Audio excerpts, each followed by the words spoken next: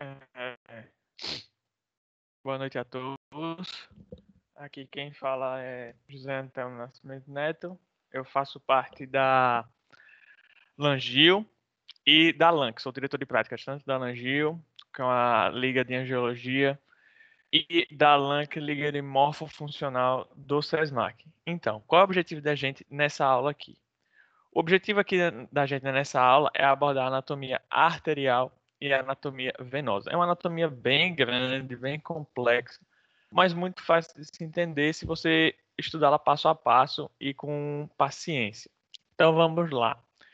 Essa liga conta com a colaboração tanto da LANC, que é uma liga de morfofuncional já bem conhecida, já bem difundida por todos vocês, e da Langil também. A Langil é uma liga recém-criada, com foco em angiorradiologia e também na área de cirurgia vascular. Para quê? Para que exista uma compreensão de todos os aspectos vasculares do nosso corpo. Nós temos dois tutores, que é o Dr. Guilherme Pita e a doutora Raquel Teixeira, que ambos são cirurgiões vasculares também.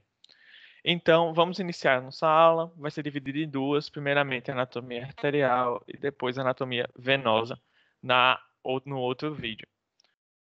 Vamos lá. Então, anatomia arterial. Qual a importância do estudo da anatomia arterial? Existem inúmeras patologias associadas às artérias. E essas patologias possuem um grau de mortalidade muito elevado caso ela não venha a ser tratada. Essa patologia leva em consideração o quê? Leva em consideração a localização, leva em consideração o diâmetro, dentre várias outras características da artéria. Por essa razão é o quê? É muito importante a gente saber quais artérias, por exemplo, passam por determinada região do nosso corpo, qual a relação anatômica dessas artérias com algumas estruturas do nosso corpo. Agora você me pergunta, por que eu preciso saber a relação anatômica da artéria com estruturas do nosso corpo? Porque você, ao manipular quando você tem algum problema na artéria, e você vem a manipular essa artéria, você tem que saber quais estruturas estão ao redor, pois quais estruturas você vai via poder lesar caso mexa nessa artéria. Por exemplo, a segunda porção da artéria axilar, que eu vou falar mais na frente, ela é cercada pelo plexo braquial.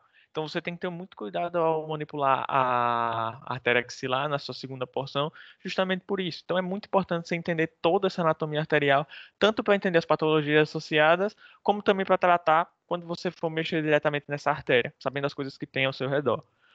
Então vamos lá.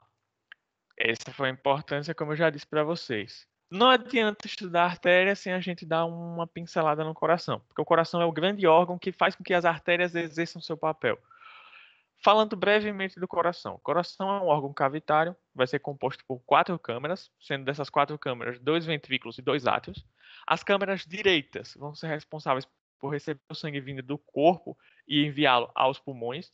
E as câmaras esquerdas vão receber o sangue de onde? Das veias pulmonares e enviá-las para o resto do corpo. Falando de maneira bem simplificada, porque não é o foco de estudar o coração aqui, mas é importante ressaltá-lo porque é ele que faz com que todo o sangue flua pelas artérias. O coração vai estar localizado onde? O coração está localizado na parte inferior do mediastino médio, posteriormente ao externo e vai estar repousando sobre o diafragma, mais ou menos.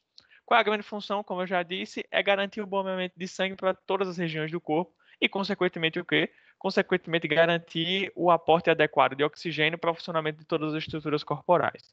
Bem, maneira bem simplificada o coração. Porque o coração eu poderia me aprofundar muito, muito, muito mesmo nele e ter uma aula só para ele. Então vamos lá. Para a gente entender o coração, primeiro a gente tem que entender o fluxo de entrada. O fluxo de entrada é o fluxo que entra o sangue nesse coração.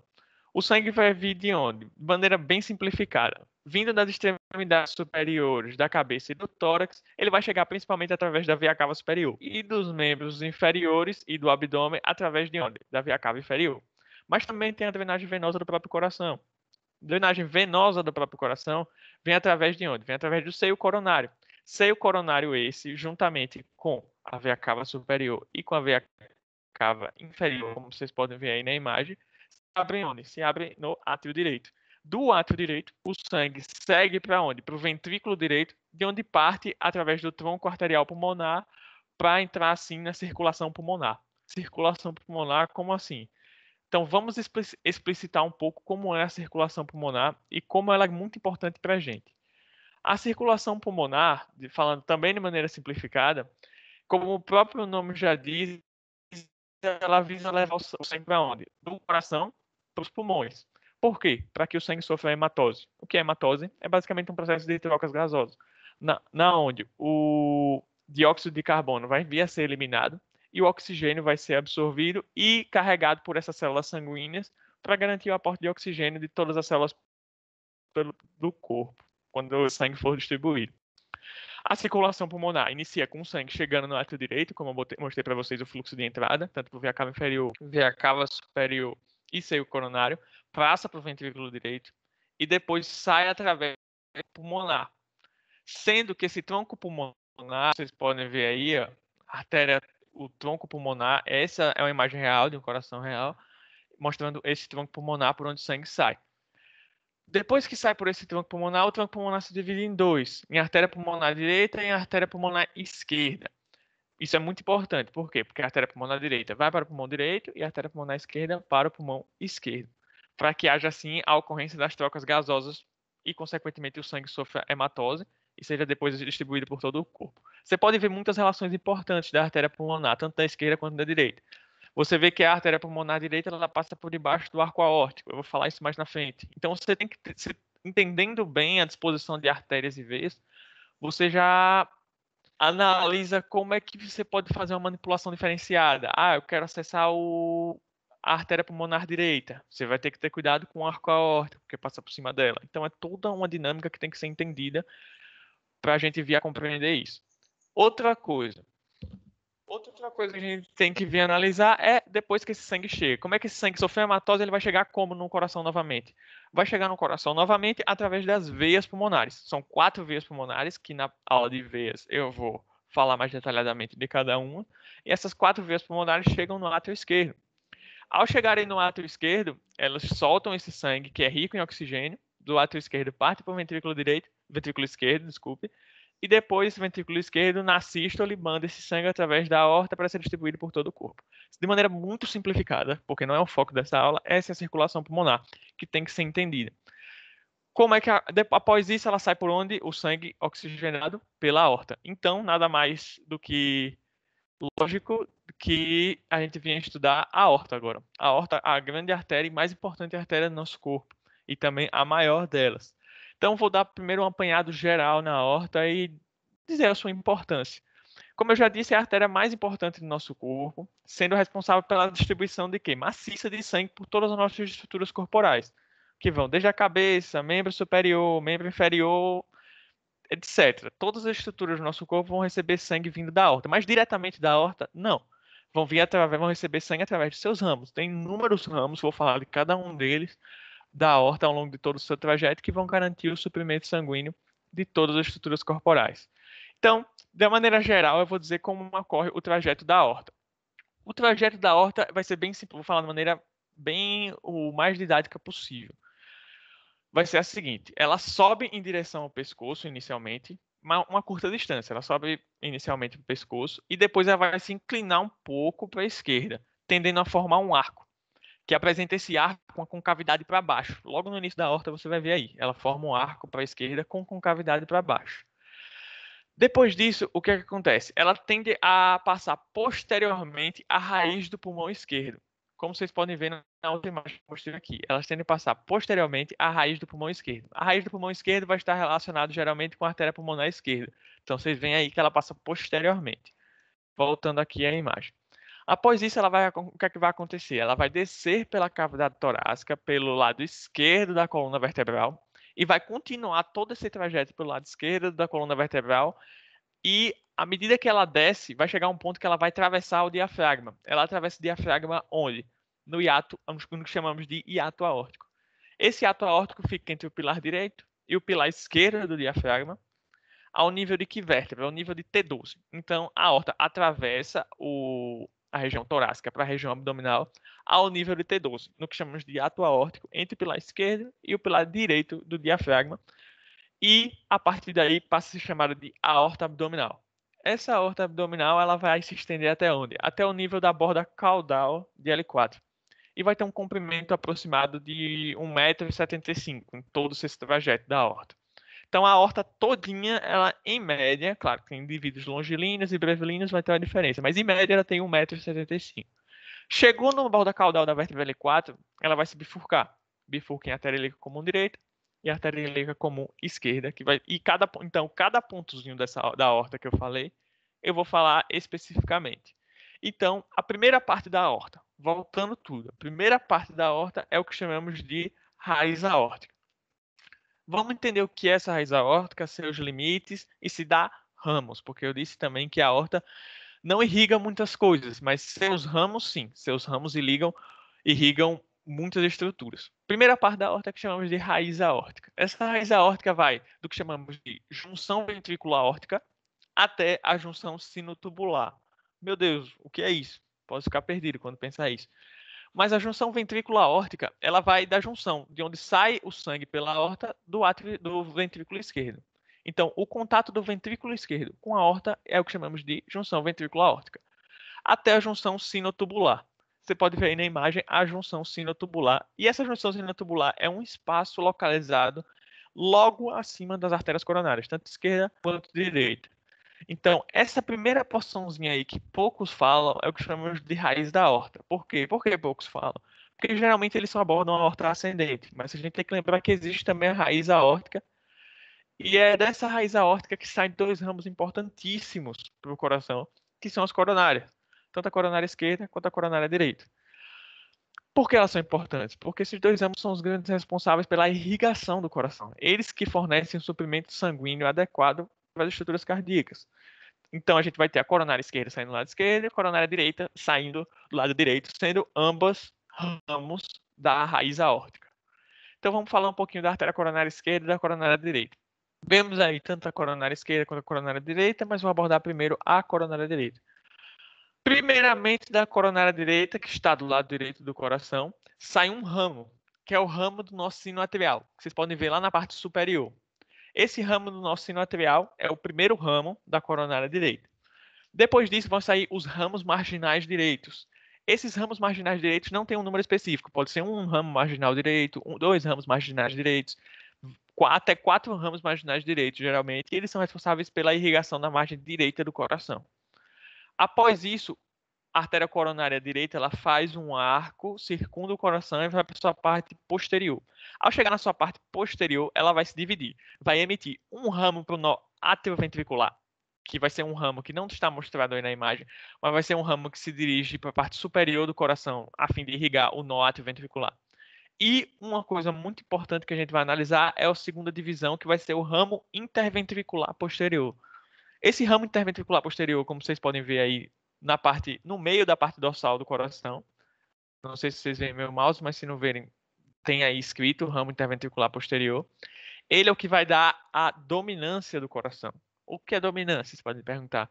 Muitas vezes as pessoas chegam e falam: o coração tem dominância direita, o coração tem dominância esquerda. O que é que eu me refiro quando eu digo dominância? É de onde sai a artéria interventricular posterior. Se a artéria interventricular posterior sai da coronária direita, a gente tem uma dominância do coração direita. Se a artéria interventricular posterior sai da coronária esquerda, nós temos uma dominância esquerda do coração. Basicamente, é simplesmente isso. Então, vamos lá. Continuando, nós vamos para a coronária esquerda. A coronária esquerda. A coronária esquerda, a gente vai ter uma divisão. E ela se inicia com o que chamamos de tronco da coronária esquerda. Por que eu chamo de tronco da coronária esquerda? Porque vai ser uma estrutura que vai se bifurcar, dando origem a duas outras continuidades. Isso é o que eu chamo de tronco. Então, inicialmente, nós temos o tronco da coronária esquerda. E que vai se bifurcar. Vai se bifurcar em quem? Vai se bifurcar em artéria circunflexa e artéria interventricular anterior. Primeiro vamos falar da artéria circunflexa. A artéria circunflexa ela circunda o coração em direção à sua parte posterior. Ao circundar o coração em direção à sua parte posterior, ela vai, à medida que ela se dirige para a parte posterior, ela emite o que chamamos de artérias marginais, do mesmo jeito da coronária direita. Só que nesse caso agora vão ser as artérias marginais esquerdas. Vai indo para a parte posterior do coração, essa artéria circunflexa, e à medida que ela vai para a parte posterior do coração, ela vai dar um ramo, por último, vai dar um ramo que chamamos de ramo ventricular posterior esquerdo. Sim, é grande o nome, o ramo ventricular posterior esquerdo, como vocês podem ver aí na imagem, mas é o último ramo que dá a circunflexa quando vai para a parte posterior do coração. Continuando pela outra bifurcação da coronária esquerda. além de dar a circunflexa, que vai para a parte posterior, ela dá um outro ramo que vai para a parte anterior, que é a artéria interventricular anterior. A artéria interventricular anterior, que é responsável pela irrigação da parte anterior do coração. E dela saem estruturas importantes também, como os ramos o ramo diagonal, que ele sai sempre para a lateral do coração.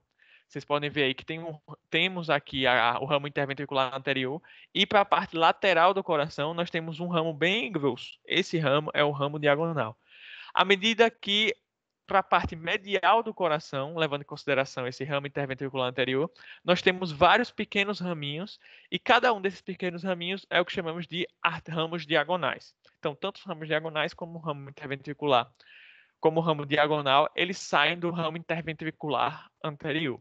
Então, essa é a pincelada que a gente dá em coronárias. Poderia abranger muito mais coisas, tem muito mais vasos, mas, de maneira geral, é isso que você precisa saber de vascularização do coração. Continuando. Chegamos à segunda parte da aorta, que vai ser a aorta ascendente. Nós tivemos a raiz da aorta e agora a aorta ascendente. A aorta ascendente ela tem cerca de 5 centímetros de comprimento e ela vai iniciar onde? Justamente onde terminou a raiz aórtica, ou seja, na junção sinotubular. Ao nível mais ou menos de quê? Ao nível da terceira cartilagem costal. Terceira cartilagem costal é mais ou menos onde a aorta ascendente surge. Onde é que ela vai estar localizada? Ela vai estar localizada posteriormente à metade esquerda do externo. Pegou o externo, metade esquerda do externo, ao nível da terceira cartilagem costal, nós temos o início da aorta ascendente. E onde é que ela vai terminar? Ela termina com o surgimento da artéria braquiocefálica, do tronco braquiocefálico. Então, quando surge o tronco braquiocefálico, nós temos o fim da aorta ascendente. Uma coisa que a gente precisa lembrar.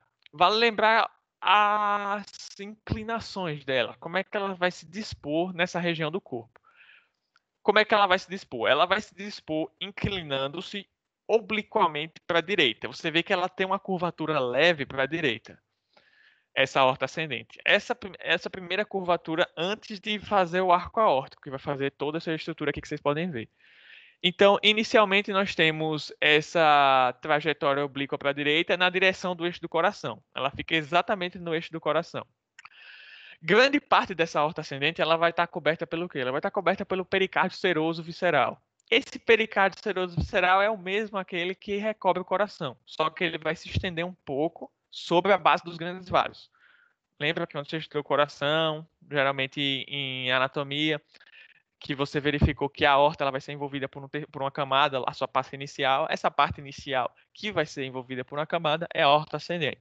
Não toda a aorta ascendente, mas apenas o seu início, que vai ser envolvido pela mesma membrana que envolve o coração, que é o pericárdio seroso visceral, formando juntamente com o tronco arterial uma estrutura que vai ser chamada de mesocárdio arterial. Mesocárdio arterial é uma estrutura que, se você lendo, é muito difícil de entender, mas de maneira simplificada é o seguinte: o pericárdio visceral, que recobre todo o coração, ele continua sobre a aorta e também sobre o tronco pulmonar e separa esses dois das estruturas ao redor. Ou seja, vai ser como se formasse um funil, e dentro desse funil nós temos a aorta ascendente e o tronco arterial pulmonar. Essa estrutura que forma esse funil chama-se mesocárdio arterial. Então, isso é muito importante você saber isso para análises futuras, para possíveis campeamentos no futuro, que caso possa até marcar uma aula para explicar isso. Mas, de uma maneira geral, a aorta ascendente ela vai ser recoberta no seu início pelo pericárdio seroso, mas apenas o seu início.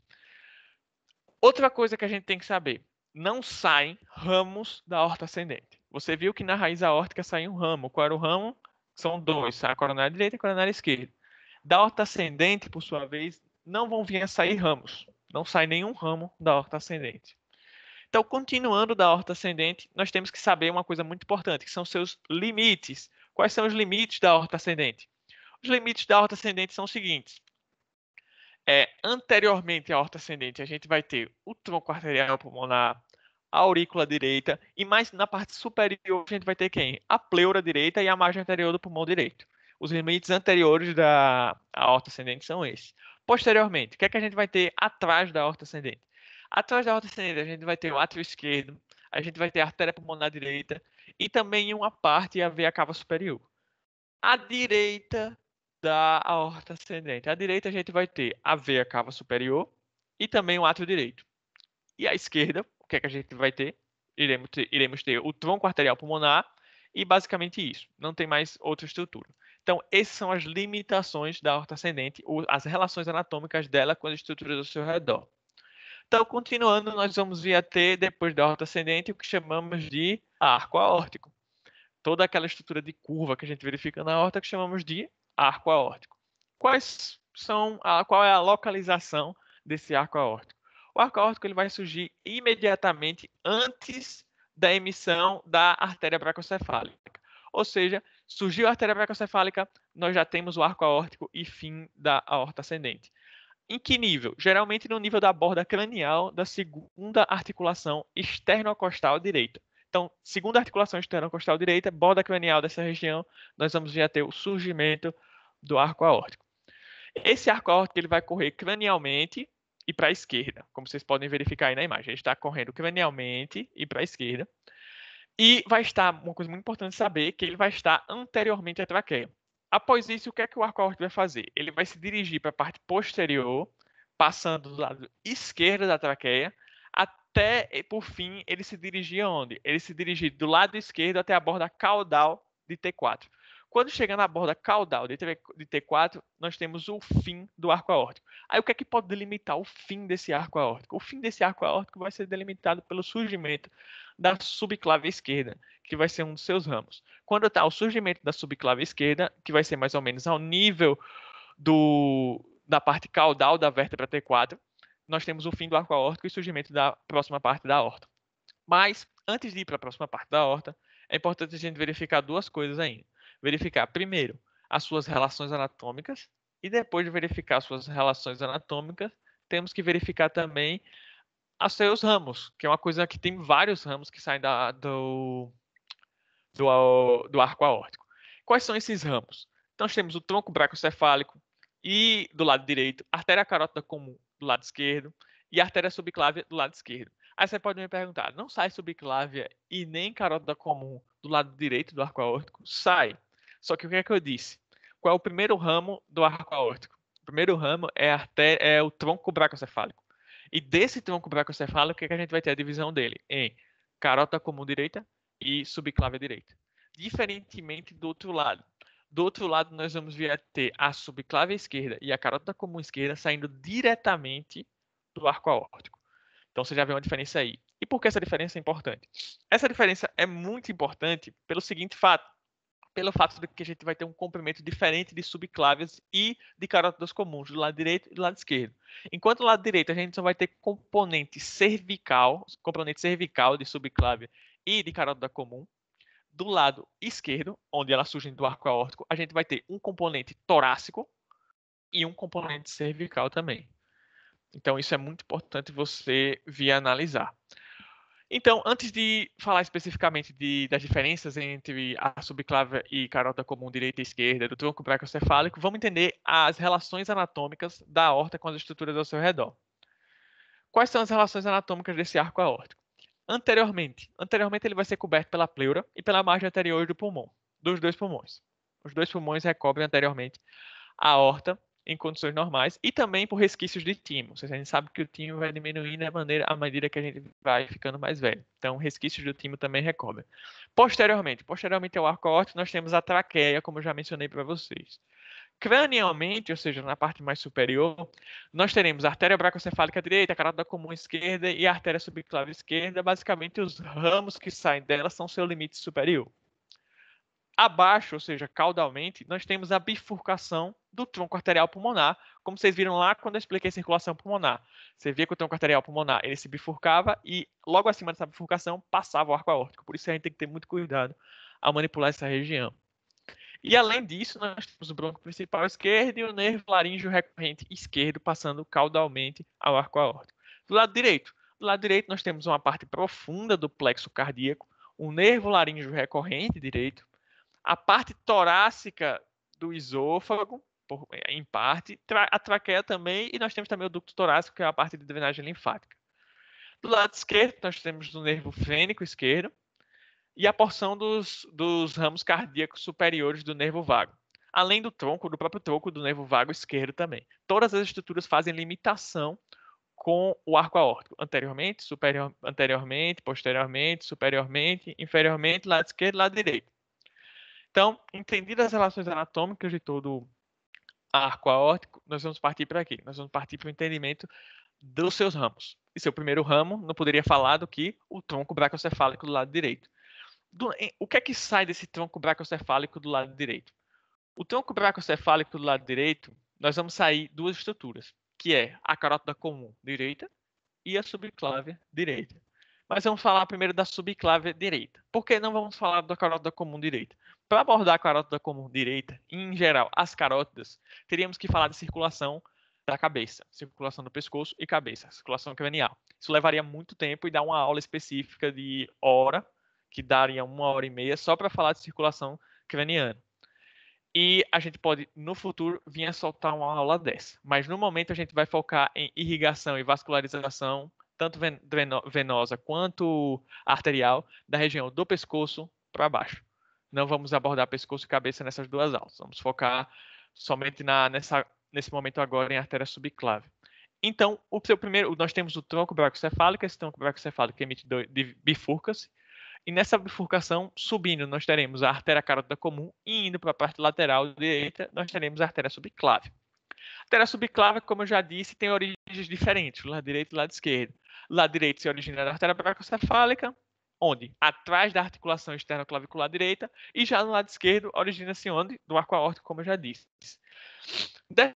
Nós dividimos a subclave em 3 porções. Pega a subclave e a gente divide em 3 porções. Aí vocês podem ver a subclave. Quais são essas 3 porções? Primeiro, como eu já disse, tem uma diferença entre subclave direita e esquerda. A primeira porção vai ser diferente da subclave direita para a subclave esquerda. Ou seja, a subclave direita vai ter uma primeira porção com características próprias e a subclave esquerda vai ter uma primeira porção com também características próprias. No entanto, a segunda porção e a terceira porção, tanto da subclave direita quanto esquerda, são iguais.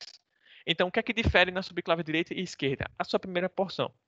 Por quê? Porque já se parte do pressuposto que a primeira porção da subclave direita é cervical, enquanto a primeira porção da subclave esquerda ela é torácica. Mas falando da primeira porção da subclave direita, está na região cervical, como eu já disse, e vai se originar da artéria bracocefálica atrás da articulação externa clavicular direita. Ela vai se dirigir para onde? Ela vai se dirigir cranialmente e lateralmente para a parte medial do escaleno anterior. O escaleno anterior é o músculo, esse músculo que você pode verificar aí nessa imagem. Esse músculo que está cobrindo esse ramo, que vai para a parte mais lateral do corpo, perto da clavícula. Esse músculo é o escaleno anterior. Então, a subclave é esse vaso que passa por trás do escaleno anterior. E a subclave esquerda, ela está na região torácica, porque ela se origina do arco aórtico, e origina-se por trás da carótida comum esquerda, ao nível mais ou menos da 4ª vértebra torácica. Após isso, ela vai subir por todo o mediastino superior, para a base do pescoço, e depois, continuando seu trajeto normal, que vai se curvar lateralmente para a borda medial do escaleno anterior, assim como a subclave direita. Então, você vê que essas primeiras porções da subclave direita e esquerda são diferentes. A partir de agora, a segunda e terceira porções são iguais. Então, vamos lá.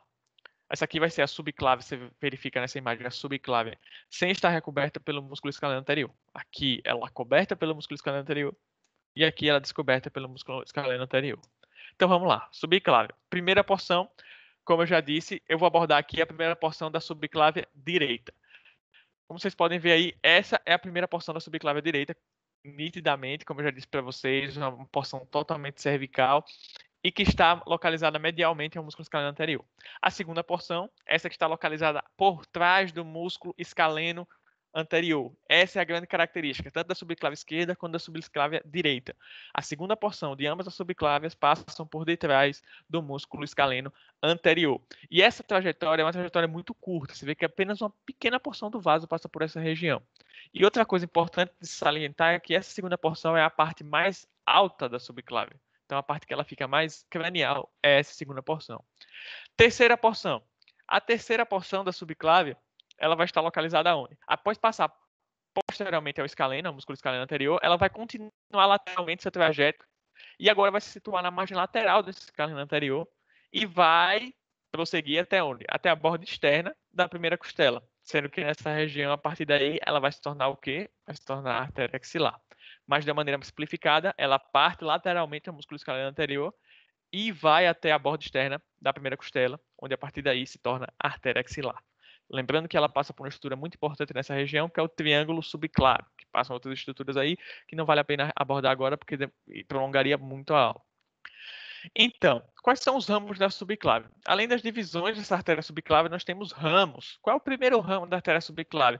Nós temos o ramo vertebral, que vai ser o ramo mais longo da subclave, e ele vai se originar profundamente do pescoço. Ele vai correr cranialmente, ou seja, para cima, através dos forames transversos, forame do processo transverso das vértebras.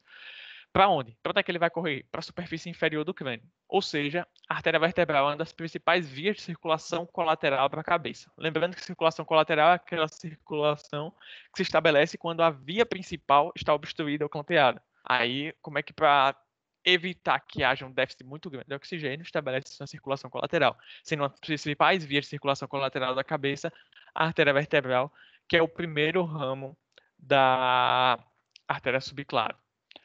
Lembrando que essa artéria vertebral também dá outros ramos, tá? Os que chamamos de ramos cervicais e outros ramos craniais. Os ramos cervicais são o ramo espinhal e os ramos musculares. Os ramos craniais, só por fato de conhecimento mesmo, para vocês terem uma noção de quais ramos são esses. Os ramos craniais são o ramo meníngeo, que vai irrigar a foice do cerebelo, a artéria espinhal posterior, cujos ramos vão formar as raízes posteriores dos nervos espinhais, a artéria espinhal anterior, que é aquela artéria que vai estar localizada na fissura mediana anterior da medula, a artéria cerebelar inferior e posterior e artérias medulares. Esses são os ramos da artéria vertebral. Então chegamos ao segundo ramo da artéria subclave. O segundo ramo da artéria subclave vai ser o tronco tireocervical, que também, assim como a artéria vertebral, também está na primeira porção. Esse tronco tireocervical, como vocês podem ver aí na imagem, ele vai se dividir em 3 ramos. 3 a 4 ramos, mais ou menos. Primeiro ramo. O primeiro ramo vai ser o ramo tireoide inferior. Esse vai ser o ramo tireoide inferior, que vai ser o que vai continuar. Vai ser como se fosse a continuação do tronco tireocervical. Não é o primeiro ramo, desculpe, é a continuação do tronco tireocervical. E ele vai emitir mais 5 ramos, essa artéria tireoide inferior, que é a artéria laríngea inferior, a artéria traqueal, a artéria esofágica, a artéria cervical ascendente e a artéria muscular. Todas essas vão irrigar estruturas de nome correspondente, então não tem muito mistério. Outro ramo que a gente pode analisar é a cervical transversa. O ramo cervical transversa ele se divide em ramo superficial, que vai ser a principal fonte sanguínea do trapézio, e um ramo profundo, que vai irrigar quem? Irrigar o músculo levantador da escápula, músculos cervicais profundos e as estruturas vizinhas, ramos do romboide, vai dar ramo para o romboide, também para o músculo serrátil posterior. E nós temos também a artéria supraescapular, que vai realizar a nutrição da clavícula, músculo subclávio, esternocleidomastoide e também todas as estruturas vizinhas a essas. Essas são basicamente os ramos do tronco que saem do tronco tireocervical. Depois, ainda saindo da primeira porção, nós temos a torácica interna, que tem um mistério na torácica interna que muita gente acaba às vezes se confundindo. Então, aí vocês podem ver a torácica interna, onde ela sai, qual é o seu trajeto, e ela vai se originar também na primeira porção da subclávia, como eu já disse, e ela vai descer por trás das cartilagens das 6 costelas superiores. Até onde? Até o nível do sexto espaço intercostal. Quando chega no sexto espaço intercostal, ela vai se dividir em artéria musculofênica e artéria epigráfica superior. E essa artéria torácica interna, ela também, assim como o tronco tireocervical e assim como a artéria vertebral, ela apresenta ramos. Quais são esses ramos? Nós temos vários ramos, sendo que alguns não tem, é muito difícil você encontrar fotos, porque são muito pequenos, e outros que você encontra. Dentro que você encontra, nós temos esses ramos perfurantes anteriores. Esses ramos perfurantes, eles são responsáveis pela irrigação das mamas, irrigação dos músculos peitorais. Nós temos também os ramos pericárdicofrênicos, ou seja, que são responsáveis pela irrigação do pericárdio e, em parte, da região do diafragma. Nós temos também os ramos mediastínicos. Os ramos mediastínicos, eles são os grandes responsáveis pela irrigação do mediastino e também do próprio pericárdio. Temos os ramos tímicos também. Esses ramos tímicos são responsáveis pela irrigação do timo e principalmente quando nós somos jovens, que o timo possui uma estrutura maior. Temos também os ramos externais que visam a irrigação do externo. Agora nós temos uma coisa muito importante. verificar essas artérias intercostais anteriores. Por quê? Porque há uma coisa muito importante a ser analisada. Geralmente os 6 primeiros espaços intercostais anteriores, eles são irrigados por esses ramos intercostais anteriores que vêm da torácica interna. Ou seja, os 6 primeiros espaços intercostais anteriores são irrigados por quem? Pelos ramos intercostais anteriores que vêm da torácica interna. Ok, certo. No entanto, o sétimo, o oitavo e o nono espaço intercostal anterior, eles não vão ser irrigados por essa artéria intercostal anterior. Eles vão ser irrigados pela artéria musculofênica. Ou seja, a artéria musculofênica vai irrigar os espaços intercostais anteriores 7, 8 e 9. Enquanto a artéria intercostal anterior vai irrigar os espaços intercostais anteriores do primeiro, segundo, terceiro, quarto, quinto e sexto. Sétimo, oitavo e nono é pela artéria musculofênica. Vale lembrar que esses ramos intercostais, tanto a artéria musculofênica, que irrigam essas regiões intercostais anteriores, vão se anastomosar com os ramos intercostais posteriores. Esses ramos intercostais posteriores vão vir diretamente da aorta, da aorta torácica descendente, que eu vou falar mais na frente.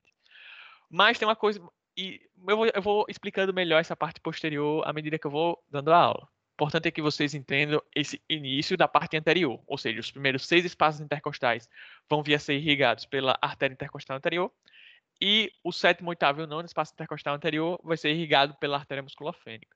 Por último, da torácica interna, nós temos a artéria epigástrica superior, que vai seguir caudalmente até chegar no diafragma, perfura o diafragma e se anastomosa com a artéria epigástrica inferior, que vem da ilíaca externa, como eu vou falar na frente. Vai ser, sabe por quê? Pela irrigação de quem essa artéria epigástrica superior? Vai irrigar o reto abdominal, uma parte do diafragma, e é uma importantíssima via de circulação colateral, principalmente dos membros inferiores. Se você tiver uma obstrução da aorta, por exemplo, da aorta descendente torácica, impedindo que o sangue chegue nos membros inferiores, a artéria epigástrica superior, se anastomosando com a artéria epigástrica inferior, forma uma via de circulação colateral muito importante. O quarto ramo, como você pode ver aí, a artéria musculofênica e a artéria epigástrica superior. O arco aórtico também nós temos, agora chegamos na segunda porção da subclávia. Segunda porção da subclávia nós temos o tronco costo cervical. Tronco costo cervical, como vocês podem verificar aí nessa imagem. E esse tronco costo cervical, ele dá 2 ramos. O primeiro ramo vai ser a suprema e o segundo ramo a artéria cervical profunda. Qual é a grande importância dessa artéria intercostal suprema? Eu não falei dos espaços intercostais anteriores que são irrigados pela artéria intercostal anterior e pela artéria musculofênica.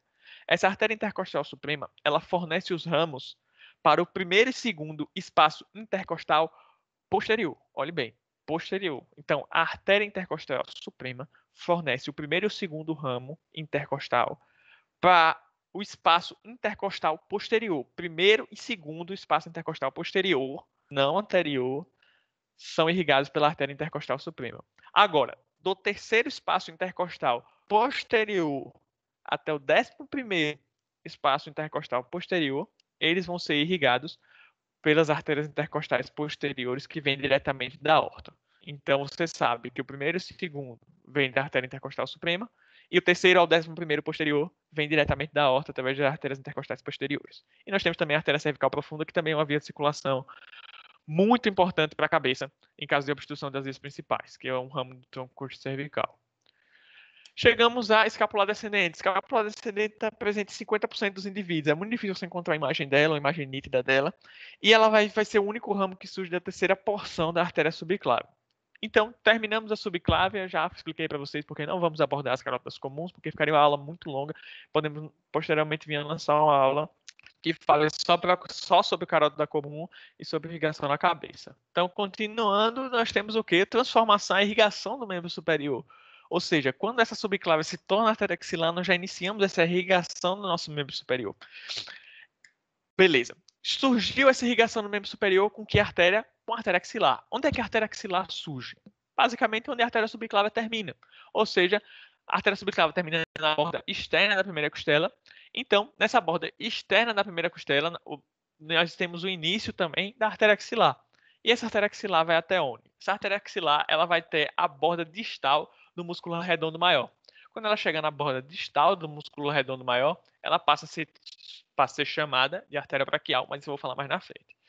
Vale lembrar o quê? Vale lembrar mais umas situações anatômicas dessa artéria axilar. Como assim situações anatômicas? No seu início, a artéria axilar está mais profunda, é algo mais profundo a artéria axilar. Já perto do seu término, a artéria axilar vai se tornando mais superficial. Ela se torna mais palpável superficialmente. Vai ser recoberta, você vai ver que ela vai se tornar mais superficial porque ela vai ser só recoberta na sua parte terminal por pele e por fáscia, só por isso. Outra coisa importante é que, assim como a subclave, a gente divide a artéria axilar. Divide a artéria axilar em 3 porções, como vocês vão ver aqui. A artéria axilar, mais visível didaticamente, e aqui nós temos a primeira porção da artéria axilar. Qual é a primeira porção da artéria axilar? Vai desde o seu início, ou seja, da borda externa da primeira costela, até onde? Até a parte superior do peitoral maior, peitoral menor, desculpe. Vocês podem ver aí, esse primeiro músculo que está disposto aí obliquamente é o músculo peitoral menor. Então, a primeira parte da artéria axilar vai desde a borda externa da primeira costela até a parte que antes do peitoral menor, ou seja, superior ao peitoral menor. Nessa primeira porção, a artéria axilar está contida no que a gente chama de bainha axilar, que é uma bainha fibrosa que, junto com a artéria axilar, nós vamos ver a ter quem? Vamos ver a ter a veia axilar e o plexo braquial. É importante também de citar, nessa primeira porção da artéria axilar, é que emite um ramo apenas. E esse ramo é o que chamamos de torácica suprema. E que vocês veem aí na imagem como artéria torácica superior. Essa artéria torácica superior ou suprema, ela vai ser responsável pela irrigação de quem? Do músculo peitoral maior e do músculo peitoral menor. Então, basicamente é isso, a primeira porção da artéria axilar. Segunda porção da artéria axilar. A segunda porção da artéria axilar, ela vai estar localizada posteriormente ao músculo peitoral menor. Nessa porção, como eu já tinha dito lá no início da aula, ela vai ser muito difícil de manipulação, porque nessa região ela vai ser cercada pelos 3 lados pelo plexo braquial. Ou seja, vai ser uma região muito difícil de manipulação, porque você pode vir a lesar o plexo braquial. E apresenta 2 ramos. O ramo toracoacromial, que vai irrigar o peitoral, o acrômio, a clavícula e o deltoide. E também, vocês podem ver o ramo toracoacromial, e também o ramo torácico lateral. Esse torácico lateral vai ser responsável pela irrigação do serrátil anterior e também dos músculos peitorais, tanto o peitoral maior quanto o peitoral menor também. Então tem esses 2 ramos da segunda porção, o toracoacromial e o torácico lateral. Terceira porção da artéria axilar. A terceira porção da artéria axilar, ela vai estar localizada onde? Ela vai estar localizada inferiormente ao músculo peitoral menor. E até, como eu já disse, a parte final da artéria axilar, que vai ser na borda distal do tendão do músculo redondo maior. Ok? Ok. E apresenta quantos ramos? Apresenta 3 ramos. Quais são os 3 ramos da terceira porção da artéria axilar? Nós temos o ramo subescapular. Esse ramo subescapular vai ser o maior ramo da artéria axilar toda, em todas as suas porções, e vai se dividir em artéria circunflexa da escápula, que vai ser responsável pela irrigação do músculo infraespinhal, e a artéria tóraco-dorsal, que vai ser a continuação da subescapular, mas a gente não precisa abordar muito isso. Saibam que o maior ramo de toda a artéria axilar está na sua terceira porção e a artéria subescapular. E vai dar também outros 2 ramos, que é a circunflexa anterior do húmero e a circunflexa posterior do húmero. Ambas responsáveis pela irrigação da região da cabeça do húmero e da articulação do húmero. Então, abordamos aqui as 3 porções da artéria axilar. Vamos agora iniciar o quê? Vamos agora iniciar chegamos ao fim da sua artéria axilar, ou seja, chegamos à borda distal do músculo redondo maior. E ao chegarmos à borda distal do músculo redondo maior, nós teremos o quê? O início da artéria braquial. A artéria braquial ela vai começar na borda distal do músculo redondo maior, como eu já disse, e vai terminar mais ou menos na região da prega do cotovelo. Quando chegar na região da prega do cotovelo, ela vai se dividir em 2, ou seja, vai se bifurcar em artéria radial e artéria ulnar. Vale lembrar também uma coisa muito importante. Como vocês podem ver na imagem, à medida que a artéria braquial vai descendo ao longo do membro superior, ela é medial e vai se tornando cada vez, ela é medial e vai se tornando cada vez mais anterior no braço. Ela vai ficando anterior à região do braço. Principalmente na sua parte mais distal, ela vai se tornando mais anterior principalmente na região do cotovelo. Sendo que, quando chega nessa região do cotovelo, ela, entre os dois epicôndilos, ela se torna medial a eles, se torna bem medialzinha aos dois epicôndilos. Então é muito importante você entender todo esse trajeto da artéria braquial para realizar vários exames, aferição de pressão arterial, tudo é muito importante. Por isso que é muito importante a gente estar estudando tendo essa aula de artérias, para você ter uma noção disso. Por exemplo, se saber essa disposição da artéria braquial vai fazer com que você venha aferir uma pressão da maneira mais adequada, venha aferir a pressão da maneira correta. Outro fato importante de se mencionar é que o nervo mediano ele vai cruzar da região lateral para a região medial da artéria, em frente à inserção do músculo coracobraquial, que está mais na parte distal aí do membro superior, antes do cotovelo, obviamente.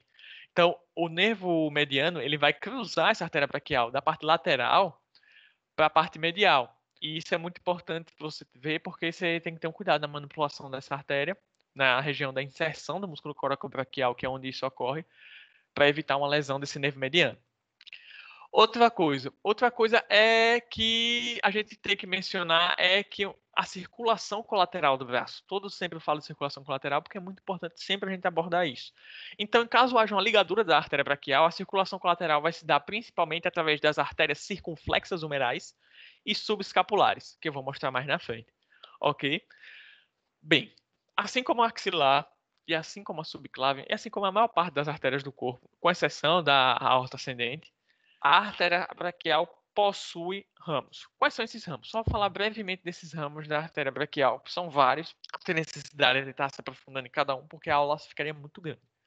Então, nós temos a artéria profunda do braço, que é o maior ramo da artéria braquial, no tríceps do húmero, que é responsável pela irrigação do corpo do húmero, colateral ulnar superior e colateral ulnar inferior, que são responsáveis por a via de circulação colateral, musculares, que vão irrigar os músculos da região do braço, ou seja, o músculo coracobraquial, o bíceps braquial e o músculo braquial, e são esses os principais ramos da artéria braquial.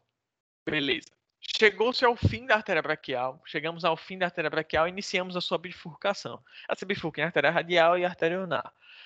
Então, vamos lá.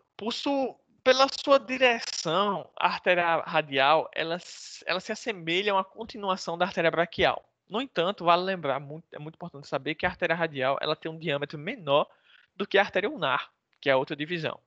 E outra coisa, como é que você sabe onde é que está a artéria radial? Para você aferir pulso, geralmente, porque a gente afere o pulso radial. É só você pegar sua mão, olhar para sua mão e verificar. Você tem seu polegar e seus 4 dedos. O polegar é como se fosse uma antena de televisão. Veja, faça a televisão como se fosse a palma da sua mão e o polegar como se fosse antena. Então, o que é que um rádio tem? Um rádio tem antena. Então, a antena não é o seu polegar. Então, sempre o rádio, o osso do rádio, ele sempre vai estar na mesma direção do seu polegar. Então, pega o seu polegar, acompanhando o polegar, nós teremos o rádio. E do lado oposto, nós teremos a una. Então, para você achar o rádio e, consequentemente, achar a artéria radial, você pode utilizar esse macete. Então, a artéria radial ela também vai ter vários ramos, tanto no antebraço, quanto no pulso, como na própria mão. Dentre esses ramos, são inúmeros, como vocês podem ver aí na imagem. A imagem chega até a ficar poluída, que são muitos ramos. Não dá para abordar especificamente cada um, mas vale a pena citar. No antebraço, nós temos o ramo recorrente radial, que vai irrigar os músculos braquiorradial, supinador e braquial. Nós temos ramos muscular, nós temos o ramo cárpico palmar, nós temos também o palmar superficial. No pulso. No pulso nós temos o músculo cárpico dorsal e também o músculo não, perdão, a artéria cárpica dorsal e a primeira metacárpica dorsal.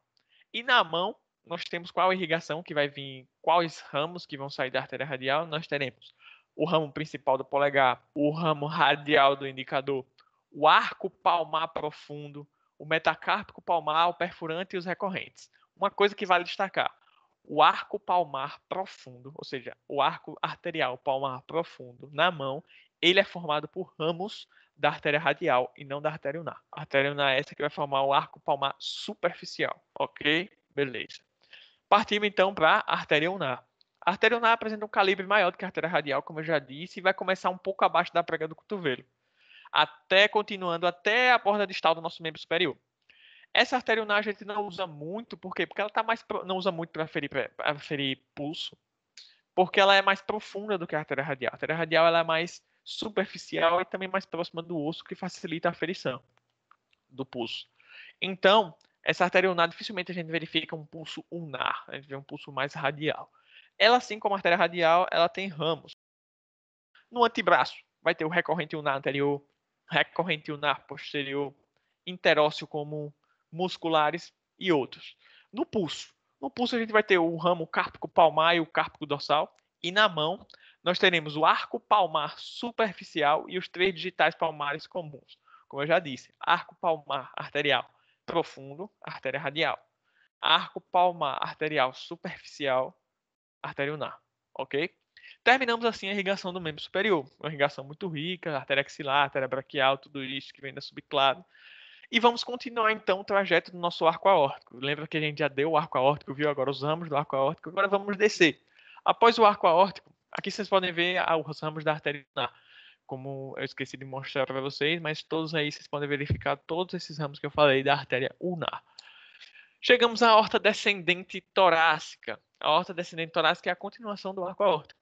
A aorta descendente torácica ela vai estar localizada onde? Ela está localizada no mediastino posterior e se inicia onde? Se inicia onde termina o arco aórtico, ou seja, na borda caudal de T4, logo após o fim do arco aórtico, como eu disse. E ela vai terminar onde? Ela vai terminar na borda caudal da 12ª vértebra torácica, no que chamamos de no hiato aórtico do diafragma. Ou seja, quando chegar na região do diafragma, antes de atravessar esse diafragma e se tornar artéria abdominal, nós temos o fim da aorta descendente torácica, que é o nível da borda caudal de T12, no que chamamos de hiato aórtico do diafragma, que vai ser uma abertura entre o pilar direito e o pilar esquerdo do diafragma. Em seu início, no início da aorta descendente torácica, nós vamos ter o quê? Nós vamos ver que ela se aproxima da linha, vamos ver que ela está situada mais à esquerda da coluna vertebral, como eu já disse lá no início. E depois ela vai se aproximando à medida que desce da linha mediana, ao passo que no seu final já, perto já de atravessar o hiato aórtico, ela está quase que anteriormente à coluna vertebral. Então isso é muito importante você ver todo esse trajeto da aorta descendente torácica ao longo da caixa torácica do nosso corpo. E ela fornece ramos também. Vários ramos pequenos, de difícil visualização, muito difícil achar imagens desses ramos, mas que eu vou abordá-los também, cada um. Nós temos que saber também as relações dessa aorta descendente torácica. Qual a relação dela? Quais as estruturas que estão ao seu redor? Anteriormente à aorta descendente torácica, nós temos o quê? Nós temos a raiz do pulmão esquerdo, nós temos o pericárdio, nós temos o esôfago e nós temos o diafragma. Posteriormente, nós vamos ter o quê? Posteriormente, nós temos coluna vertebral e VM ásicos. Do lado direito nós temos veia ásicos, ducto torácico e o esôfago também. E do lado esquerdo nós temos quem? Pleura esquerda, pulmão esquerdo e esôfago. Esôfago somente na parte que está mais próxima do diafragma desse vaso, porque na parte mais superior não. Então essas são as relações de toda a aorta descendente torácica. Ok? Então vamos para os ramos. Nós temos dois tipos de ramos. Nós temos os ramos viscerais e nós temos os ramos parietais da aorta descendente torácica. Os ramos viscerais. Os ramos viscerais são difíceis de visualização. Muito difícil. Então, vou citá-los aqui, mas só falando mesmo, porque é muito difícil você verificar imagens, porque eles são muito pequenos. Nós temos ramos pericárdicos, são pequenos vasos que vão se distribuir à superfície posterior do pericárdio. Temos também alguns outros ramos mediastinais, diferentes daqueles que eu já havia dito, da torácica interna, que são vários pequenos vasos que vão irrigar os linfonodos e o mediastino posterior. E aqui nós temos um negócio, que é a artéria bronquial, o ramo bronquial esquerdo cranial e o ramo bronquial esquerdo caudal. O ramo bronquial esquerdo cranial, ele se origina-se à frente mais ou menos da A de T5. E vale lembrar o quê? E vale lembrar que geralmente desse ramo bronquial esquerdo cranial, nós temos a origem da artéria bronquial direita. Então você pode se confundir nisso. Você pode pensar que a artéria bronquial direita ela surge do lado direito da aorta descendente torácica, mas não. A artéria bronquial direita, na maioria das vezes, ela surge da artéria bronquial esquerda cranial. Isso é muito importante você analisar. Isso é muito bom explicando desenhando. Você pega um desenho e faz isso e você entende muito bem. Falando assim pode ficar um pouco confuso, mas se ficar confuso, pausa, volta, bota em velocidade lenta, entende. E nós temos também, como eu já disse, a bronquial esquerda caudal. Bronquial esquerda caudal que vai estar localizada logo abaixo do brônquio principal esquerdo. Além disso, nós temos os últimos ramos, que são os ramos esofágicos. São vários, são cerca de 4 a 5 ramos, que têm origem na parte anterior da aorta descendente torácica. Eles vão se anastomosar com outros ramos esofágicos, tanto da artéria tireoide inferior, como eu já falei lá no tronco tireocervical, no ramo ascendente recorrente esofágico da fênica inferior, que eu vou abordar para vocês, e também com o ramo esofágico da artéria gástrica esquerda. Outra coisa que nós temos são os ramos parietais.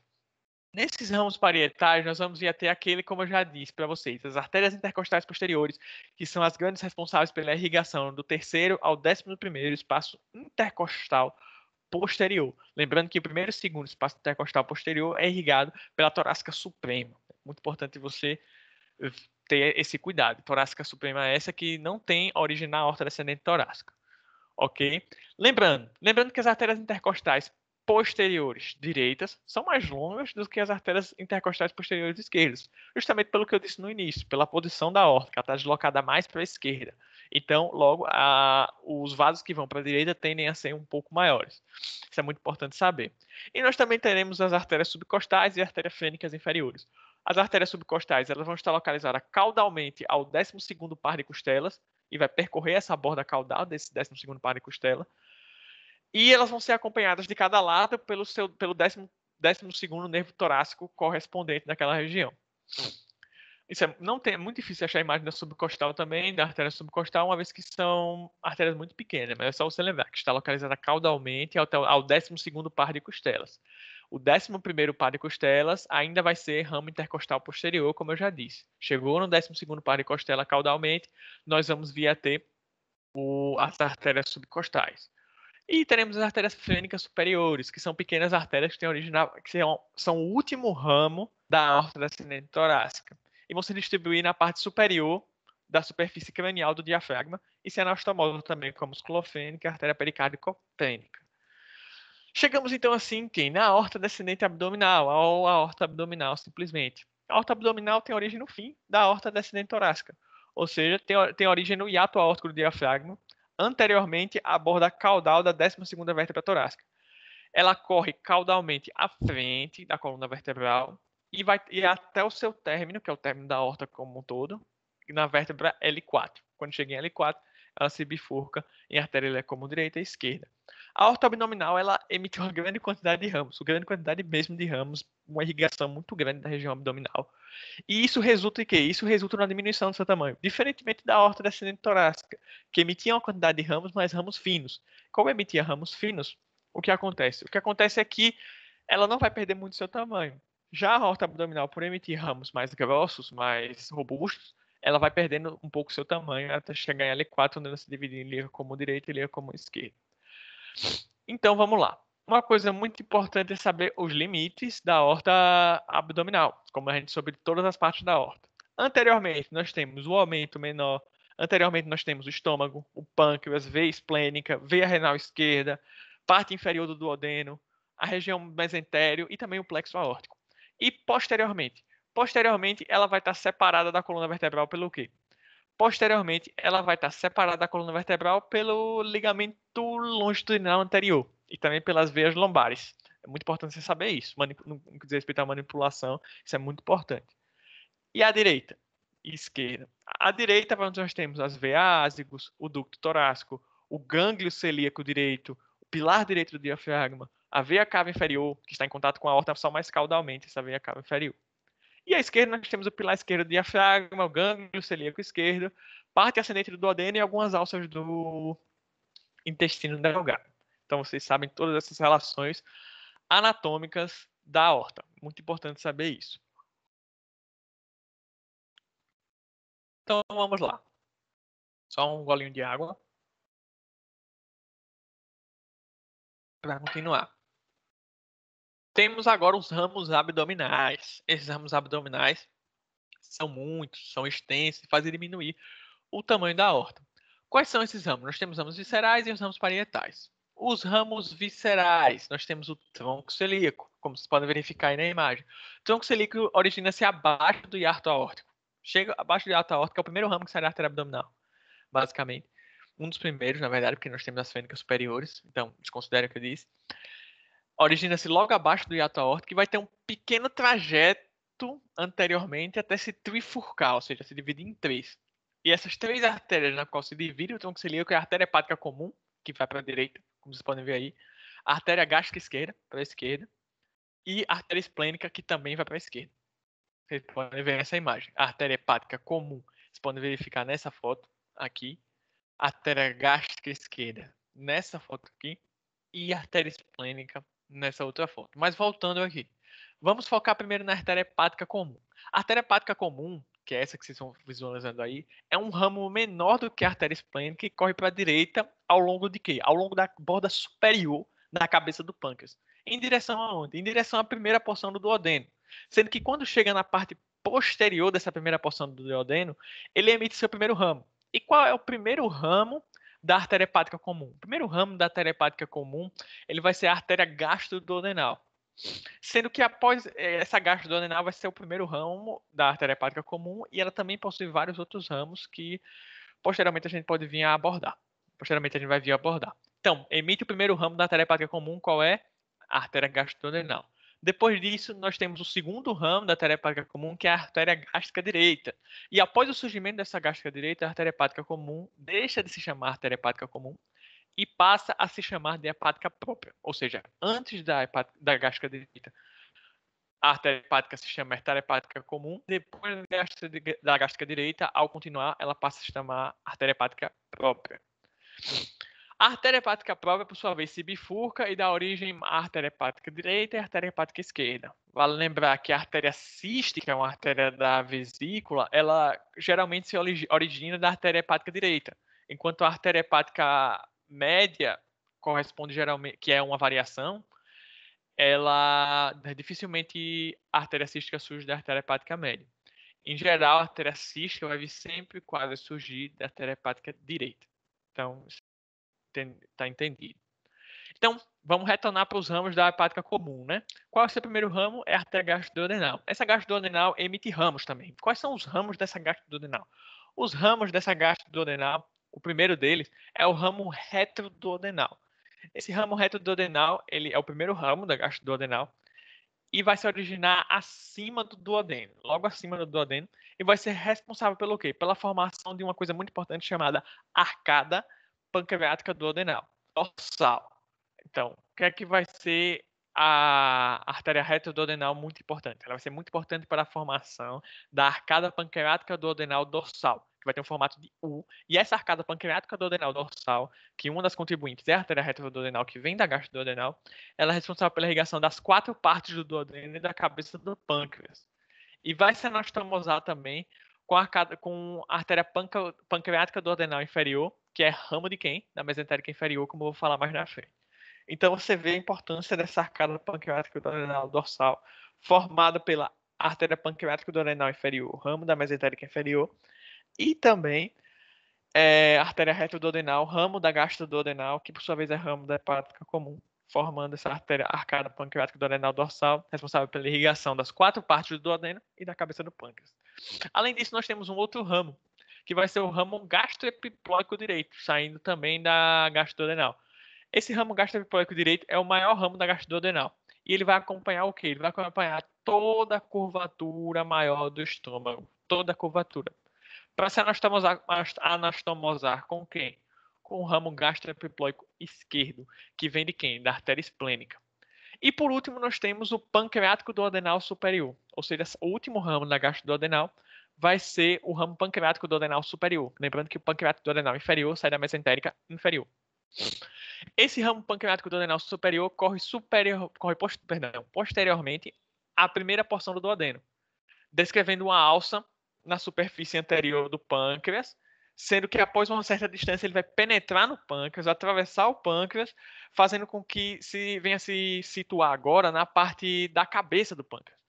E com isso se anastomose também com a artéria pancreática duodenal inferior, que por sua vez vem da mesentérica inferior, e originando assim o que chamamos de arcada pancreática duodenal anterior. Lembrando que a outra era arcada pancreática duodenal posterior ou dorsal. Essa vai ser a arcada pancreática duodenal anterior ou ventral. Ou seja, a ventral vai ser formada por uma anastomose da pancreática duodenal superior com a pancreática duodenal inferior, enquanto a arcada posterior vai vir a ser formada pela anastomose da retroduodenal com quem? Com a pancreática duodenal inferior.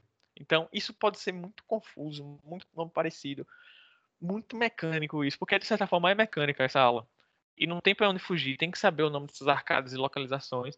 Mas pausa o vídeo, vai devagarzinho, vai voltando, vai pegando, vai anotando, vai fazendo seus esquemas, desenhando tudo que você entende. Pega uma imagem como essa aí que está na tela e vai entendendo as arcadas. Pega a imagem do Gray, pega a imagem do Moore, desses livros você vai entendendo tudo isso. Então, continuando. Agora vamos sair da hepática comum e vamos para a gástrica direita. A gástrica direita percorre a curvatura menor do estômago. Aqui, que você pode ver. A gástrica direita ela percorre a curvatura menor do estômago e ela vai vir a se anastomosar com quem? Com a gástrica esquerda, que vai ser ramo direto do tronco celíaco. Lembrando que a gástrica direita é um ramo da hepática comum, sendo que a partir daí ela se torna hepática própria. Agora, saindo dessa hepática comum e seus ramos, vamos agora para a artéria gástrica esquerda. A artéria gástrica esquerda é muito maior do que a gástrica direita, muito mesmo. Ela vai estar coberta por peritônio parietal, da parede abdominal posterior, e vai percorrer o quê? Curvatura menor do estômago para se anastomosar, como eu já disse, com a artéria gástrica direita.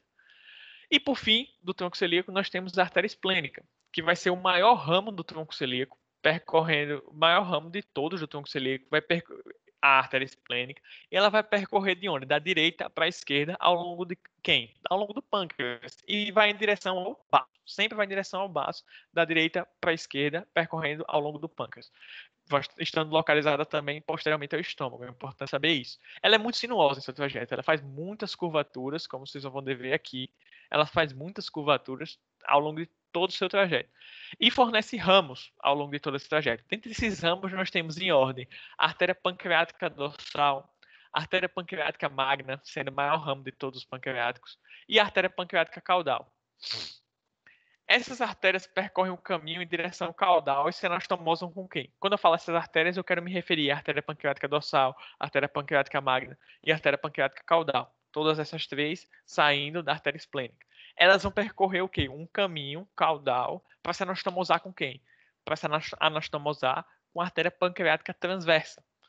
Além disso, nós temos outros ramos que saem da artéria esplênica, como as artérias gástricas curtas, que são cerca de, deixa eu me lembrar, cerca de 5 a 7 ramos que estão no final da esplênica e que vão ser responsáveis pela irrigação da região de fundo gástrico do estômago, além de fornecer, além disso, na verdade, a artéria esplênica, após fornecer essas gástricas curtas, que são responsáveis pela irrigação do fundo do estômago, ela fornece a gastropiploica esquerda, que percorre a curvatura maior do estômago para se anastomosar com quem? Com a gastropiploica direita, ramo da gastrodenal, que é ramo da hepática comum, que é um ramo direto do tronco celíaco. Então, ó, é fazer esses desenhos, é ver as imagens. É uma cadeia, é uma se anastomosando com a outra. Você vai pegando isso com prática. Não vai saber isso de primeira ao escutar essa aula, nem mesmo ao estudar de primeira. Você vai ter que ir aos poucos e praticando para entender isso, compreender. Então vamos lá. E vale lembrar que no final da artéria esplênica ela se divide em artéria polar superior e artéria polar inferior, que vão ser responsáveis pela irrigação do baço. Outro ramo visceral que nós temos na artéria descendente abdominal é a suprarrenal média. A suprarrenal média ela vai ter início ao nível da origem da artéria mesentérica superior. E vão ser dois pequenos vasos com origem direita de cada lado da aorta. Direta de cada lado da aorta. Então, como é que vai ser? Eles vão fazer um trajeto lateral, ligeiramente para cima, como vocês podem ver nessa imagem aí, sobre os pilares do músculo diafragma. Nessa região nós teremos os pilares, pela direita e pela esquerda do diafragma, para se anastomosar com quem? Para se anastomosar com a artéria suprarrenal superior, ramo da artéria fênica, e que eu vou falar mais na frente, e com a artéria suprarrenal inferior, que é ramo da artéria renal. Falando em artéria renal, chegamos a ela, a artéria renal.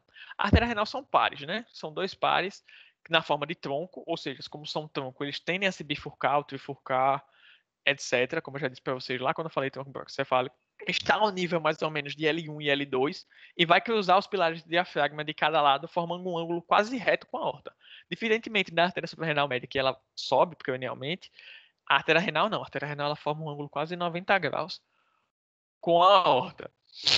E além disso, o que é que tem que é muito importante de ser dito? Uma coisa muito importante de ser dita é que a artéria renal esquerda é um pouco mais alta, mais cranial do que a artéria renal direita. Isso é bom para procedimento cirúrgico, você tem que observar isso. Além disso, a artéria renal direita, ela vai ser também mais longa do que a esquerda. Devido a quê? Devido à posição anatômica da aorta mesmo, como eu já disse. Sendo que essa última, ela corre posteriormente à veia cava inferior. Já posteriormente a veia cava inferior, como eu já disse para vocês. A artéria renal esquerda, por sua vez, ela se situa posteriormente à veia renal esquerda e corpo do pâncreas e também a veia esplênica. Então, a artéria renal esquerda, ela vai se situar onde? Posteriormente à veia renal esquerda, corpo do pâncreas e veia esplênica. Isso é muito importante saber também para manipulação cirúrgica, sendo também cruzada anteriormente por quem? Pela veia mesentérica inferior.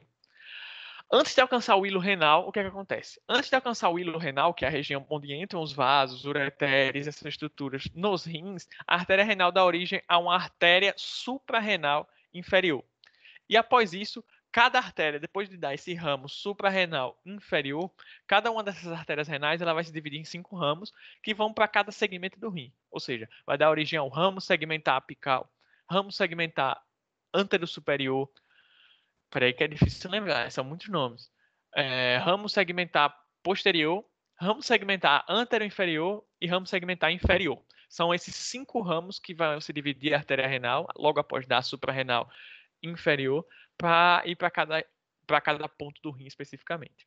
Após dar a renal, nós chegamos a quem? Nós chegamos à artéria mesentérica superior.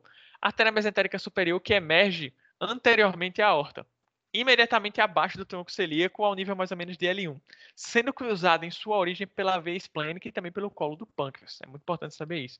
É um vaso muito grande que irriga quase todo o intestino delgado, excetuando apenas a porção proximal, uma vez que essa região tem a contribuição da artéria hepática comum, como eu já disse, a arcada pancreática duodenal posterior.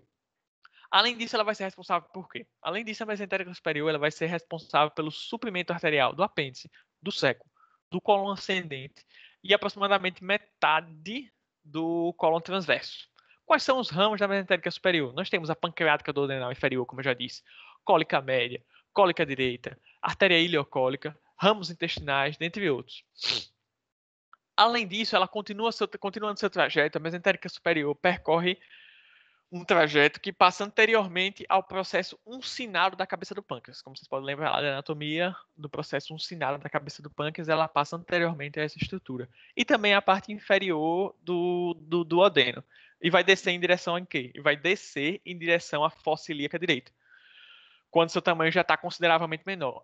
Por que quando ela desce em direção à fossa ilíaca direita, seu tamanho está menor? Como eu já disse, pelo mesmo motivo da aorta abdominal. Porque ela vai emitindo ramos. Quanto maior o calibre desses ramos, e esses ramos da artéria mesentérica superior são ramos calibrosos, ela vai se tornando cada vez mais fina, cada vez mais fina. E à medida que ela vai em direção à fossa ilíaca direita, seu tamanho já está consideravelmente menor, ela vai se anastomosar com a artéria ileocólica, que é o seu próprio ramo, ou seja, a artéria mesentérica superior, ela se anastomosa com um dos seus próprios ramos, que é a artéria ileocólica. Em relação aos seus ramos, falar brevemente. A artéria pancreática duodenal inferior, ela vai formar a arcada pancreática duodenal posterior e a arcada pancreática duodenal anterior, como eu já havia dito para vocês. A artéria cólica média, ela vai ter a origem abaixo do pâncreas, sendo dividida em ramo direito, que se anastomosa com a cólica direita, e também com a mesentérica superior, e com o ramo esquerdo, cuja anastomose vai ser com a cólica esquerda, que por sua vez vai ser, não vai, a cólica esquerda vai ser ramo da mesentérica inferior. Então, uma coisa muito importante de você ver, a cólica esquerda é da mesentérica inferior, a cólica direita é da mesentérica superior. Ok? Então, cólica média e cólica direita, mesentérica superior. Cólica esquerda, mesentérica inferior. Continuando agora a própria cólica direita, que vai se originar próxima. Estou só mostrando aqui para vocês a pancreática duodenal inferior. Esqueci de mostrar, perdão. Como vocês podem verificar aí. Aqui a cólica média. Como vocês podem verificar nessa imagem. Qualquer coisa, pausa o vídeo. Nós temos a cólica direita, que é da mesentérica superior. E continuando aqui. A cólica direita ela vai se originar, como eu já disse, da mesentérica superior, de um tronco comum com a ileocólica. Você pode verificar que ela tem um tronco comum com a ileocólica aí. Ok. E ela vai seguir para a direita, se aproximando do cólon ascendente, como vocês podem ver na imagem, onde ela vai se bifurcar em um ramo superior, que esse ramo superior da cólica direita vai se anastomosar com a cólica média, com o ramo direito da cólica média, e um ramo inferior para se anastomosar com a ileocólica. Ok? Ok, entendi. E a ileocólica nada mais nada menos que vai ser um dos ramos da mesentérica superior que vai se anastomosar com a própria mesentérica superior em seu final. Isso é muito importante de ser analisado, além de correr em direção, essa ileocólica corre em direção ao quê? Corre em direção à borda cranial da junção ileocólica, fornecendo vários ramos. Ramos que vão para onde? Um ramo cólico, um ramo secal anterior, um ramo secal posterior, um ramo apendicular e um ramo ileal. Além disso, nós temos os vários e vastos ramos, aqui a ileocólica, como vocês podem ver, que é a continuação, basicamente, que vai se anastomosar no final com a própria mesentérica superior. Isso é muito interessante. E nós temos os ramos intestinais, que são vários ramos intestinais. E esses ramos intestinais são de 12 a 15 ramos, e a função deles é irrigar o quê? O jejum e o ilho. Num trajeto, e tem um trajeto quase paralelo uns aos outros, entre essas lâminas aí de mesentério. Cada ramo vai se bifurcar, ou seja, vai dar origem a outros dois ramos, e os ramos resultantes se anastomosam com o quê? Com os ramos ao redor. Ou seja, formando uma verdadeira rede gigantesca para a irrigação do intestino. Você pode ver que é uma rede muito grande, parece uma rede de pescador, essa rede que é formada. Além disso, após a formação de arcos, cada vez que se bifurca e se anastomosa com as estruturas ao redor, forma um arco. Aí nós teremos o primeiro arco, o segundo arco, podendo até formar o terceiro, o quarto, até mesmo o quinto arco de artérias. Lembrando que à medida que vai formando cada arco desse, a espessura, ou seja, o diâmetro do vaso vai se tornando cada vez menor. Então, esses ramos intestinais são importantes a gente estudá-los por causa disso, porque eles são responsáveis pela irrigação dessas partes mais como eu posso dizer para vocês, mais específicas do intestino, principalmente. E esses ramos intestinais formam um arco, dois arcos, podendo formar até 5 arcos.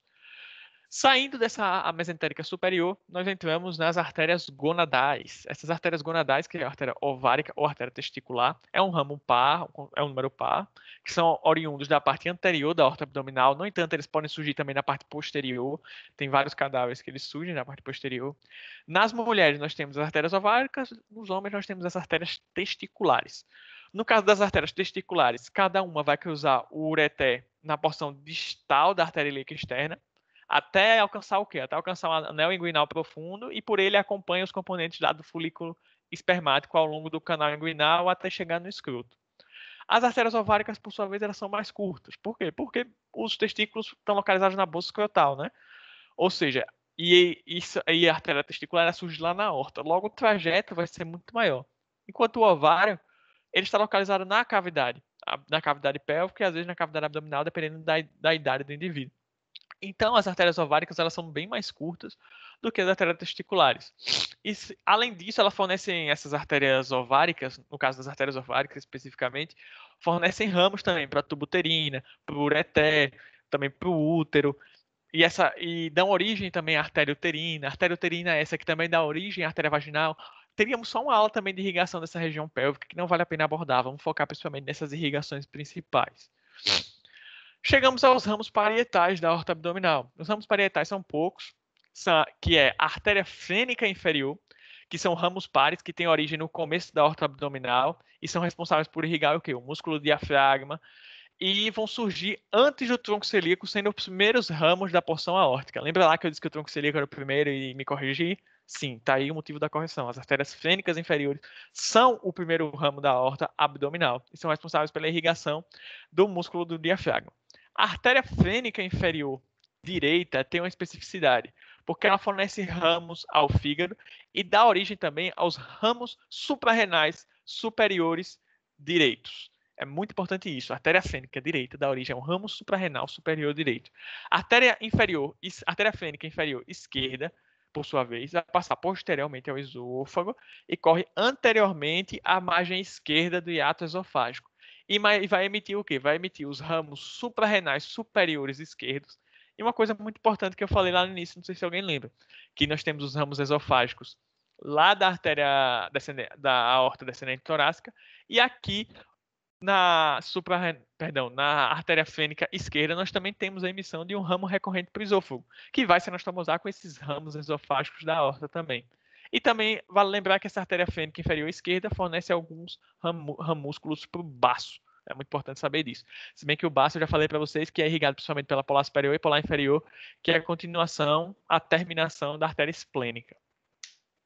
Continuando, nós temos as artérias lombares, outros ramos parietais, que são 4 de cada lado, que são originadas da parte posterior da aorta. Elas são na parte posterior da aorta abdominal. Anteriormente a quais corpos vertebrais? Do corpo L1 até o L4.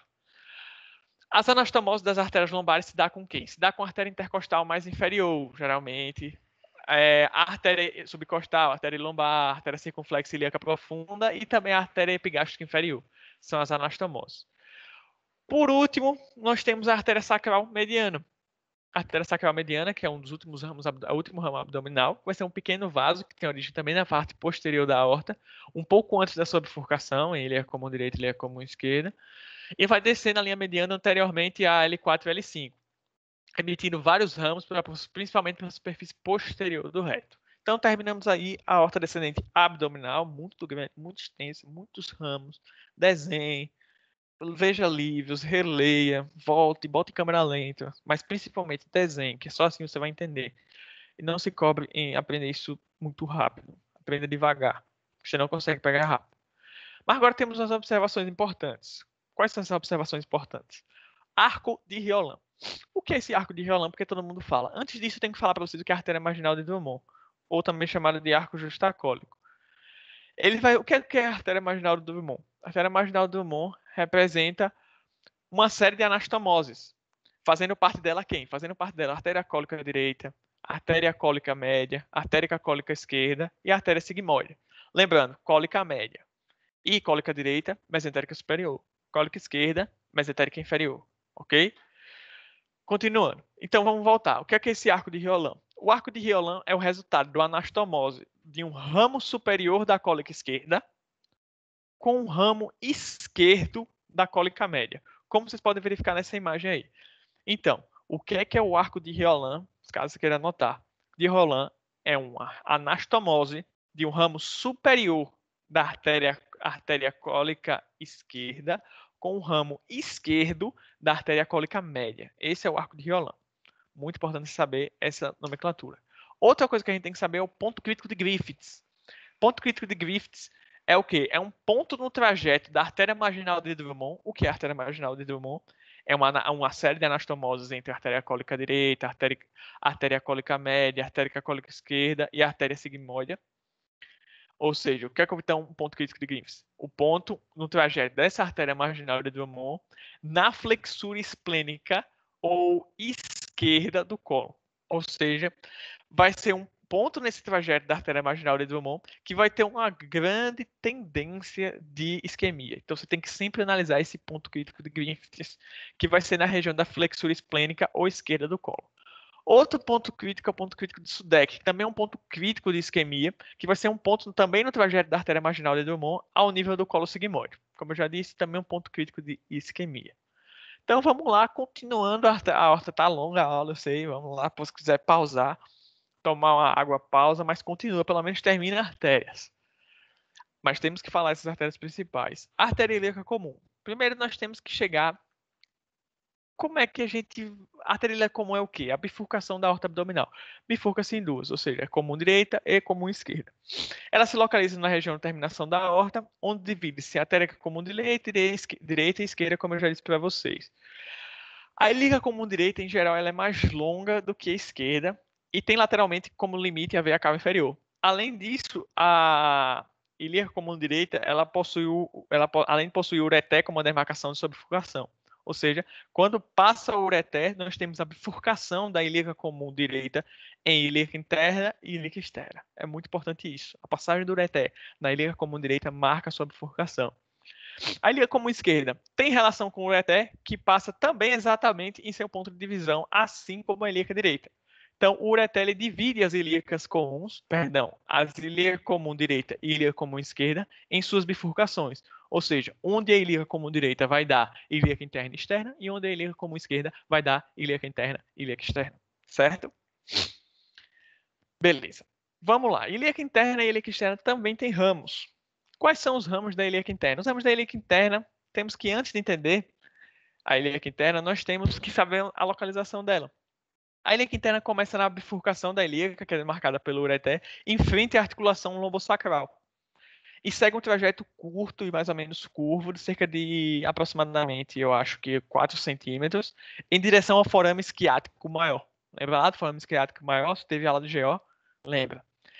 E vai se dividir em uma porção anterior da ilíaca interna e uma porção posterior, em metade dos corpos. Mas isso aí não é nem sempre. Você pode ver aí que ela se divide aí. Nessa imagem é a porção posterior e a porção anterior, mas só ocorre apenas em metade dos corpos. A ilíaca interna é responsável pelo quê? É responsável pela irrigação das paredes da pelve, vísceras pélvicas, nádegas, órgãos genitais e também na parte medial da coxa, mais ou menos. E vale lembrar também que a circulação colateral resultante da ligadura da ilíaca interna vai se dar através de quê? Vai se dar através de anastomose das artérias uterinas e ováricas, através das artérias vesicais e dos ramos retais, dentre vários outros. Sempre lembrar, sempre estudo de circulação colateral. No caso dessa ilíaca interna, em caso de obstrução, a circulação colateral vai se dar principalmente através da artéria uterina, da anastomose da artéria uterina com a artéria ovárica e das anastomoses das artérias vesicais e com os ramos retais principalmente. Mas vamos lá, como toda artéria, com exceção da aorta ascendente, todas têm ramos, correto? Vamos lá. Quais são os ramos viscerais da ilíaca interna? Os ramos viscerais da ilíaca interna, temos dois ramos, né? Os ramos viscerais e os ramos parietais anteriores e posteriores. Então, quais são os ramos viscerais da ilíaca interna? Os ramos viscerais da ilíaca interna são umbilical, o vesical inferior, retal média, uterina, obturatória, pudenda interna. São todos esses ramos. Não vale a pena sair destrinchando cada um deles, senão vai ficar muito grande a aula. Perdão. Os ramos viscerais são só umbilical, vesical inferior, retal média e uterina. São só esses 4. Agora, ramos parietais anteriores. Ramos parietais anteriores nós temos a obturatória e a pudenda interna. Só esses dois ramos parietais anteriores.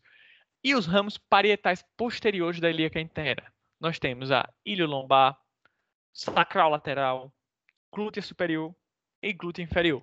Pode ver todos esses ramos aí nessa imagem. Então, é com calma, não precisa especificar, procurar, buscar, decorar tudo isso, que é impossível. É impossível. É só ter uma noção de quais são esses ramos e caso venha querer uma coisa específica na pelve, provavelmente você já tem uma noção do que é que você vai estudar. Então, ramos da ilíaca externa. Antes, vamos caracterizar a ilíaca externa. A ilíaca externa é maior do que a ilíaca interna. E ela corre obliquamente em direção distal ao longo de toda a borda medial do músculo psoas maior. E ela vai desde a bifurcação da ilíaca comum até um ponto mas bem pouco abaixo do ligamento inguinal. Mais ou menos uma meia distância entre a espinha ilíaca anterior superior e a sínfise púbica, por aí, mais ou menos. Onde a partir daí ela vai penetrar na coxa e quando ela penetra na coxa ela se torna a artéria femoral. Emite apenas 2 ramos na ilíaca externa, apenas 2 ramos. Tem vários ramos aí que você pode se perder, mas são só 2 ramos, só procurar, que é a epigástrica inferior, que vai se anastomosar com a epigástrica superior, que é a terminação da torácica interna, lembra lá, e vai ser uma das principais vias de circulação colateral entre o membro superior e entre a parte inferior do nosso corpo e a parte superior do nosso corpo, ou seja, uma anastomose entre a epigástrica inferior e a epigástrica superior, e circunflexa ilíaca profunda, que é outra via de circulação colateral muito importante. Terminando as artérias ilíacas, chegamos na irrigação do membro inferior, para acabar essa aula de artéria.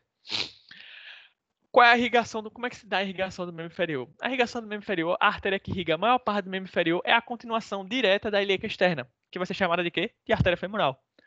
Em sua parte proximal e em sua porção distal, a sua parte proximal ela vai ser chamada de artéria femoral.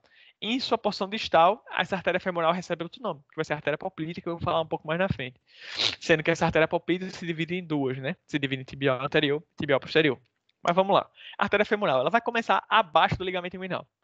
Passou em ligamento inguinal, a artéria ilíaca externa se torna a artéria femoral. Distalmente aqui, distalmente a face anterior e medial da coxa, mais ou menos, tendo o seu término da artéria femoral mais ou menos no terço médio com o terço inferior da coxa, terço médio para o terço inferior da coxa, onde ela vai passar por um orifício no músculo adutor magno, e quando ela passa por esse orifício no músculo adutor magno, ela passa a se tornar o que chamamos de artéria poplítea. Na parte inicial do vaso, ou seja, na parte que começa a artéria femoral, que se encontra em frente à articulação do quadril, nós temos uma estrutura muito importante. essa artéria femoral ela vai estar encerrada por uma membrana que nós chamamos de bainha femoral. Essa bainha femoral vai ser uma estrutura que onde essa artéria juntamente com a veia femoral e vai ser muitíssimo importante, é muito importante se saber. Vou dar só uma pincelada nisso, porque é de extrema importância. Então, nós temos a bainha femoral, nós teremos na bainha femoral a artéria femoral e a veia femoral. Sendo essa bainha femoral um prolongamento das fáscias que vão revestir todo o abdômen, possuindo duas membranas em seu interior, essa bainha femoral. E essas duas membranas no seu interior separam estruturas. E como é que ele vai separar essas estruturas no seu interior?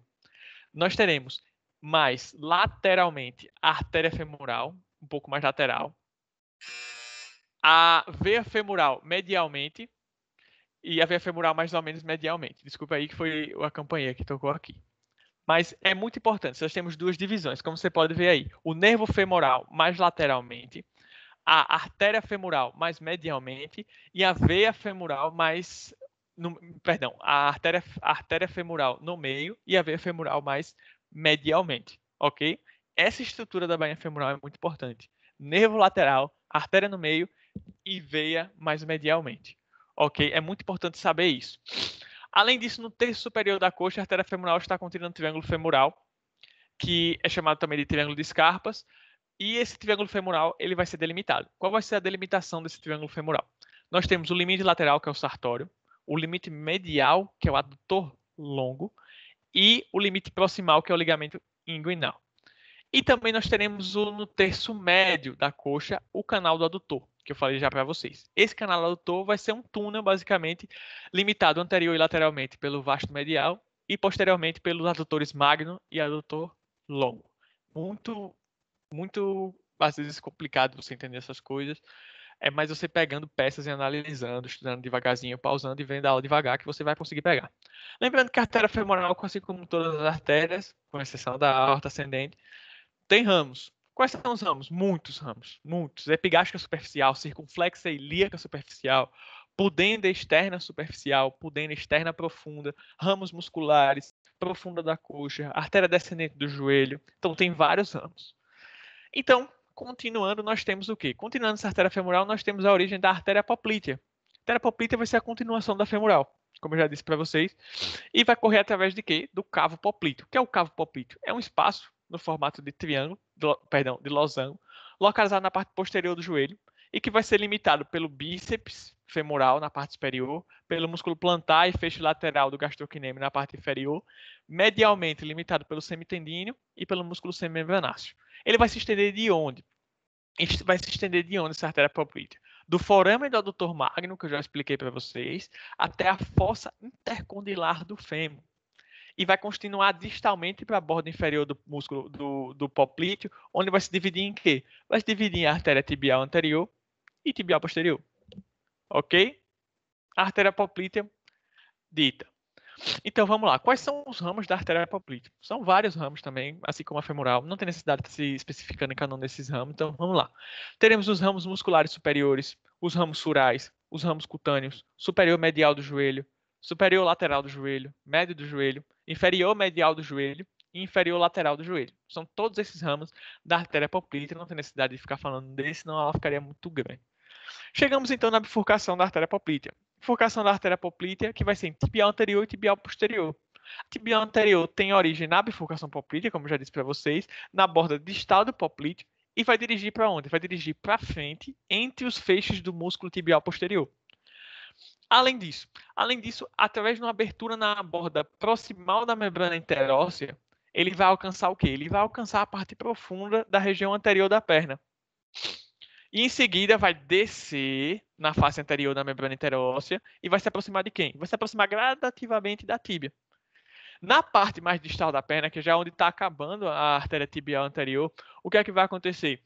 Ela vai situar-se sobre o primeiro osso, sobre esse osso da tíbia, como eu já expliquei, como vocês veem aí na imagem nitidamente, e depois em frente à articulação do tornozelo, onde vai se tornar mais superficial. E ao se tornar essa mais superficial, ela vai se transformar na artéria dorsal do pé, que vai ser a última estrutura que a gente vai falar aqui. Lembrando, assim como todas as artérias, tem ramos. Quais são os ramos da artéria tibial anterior?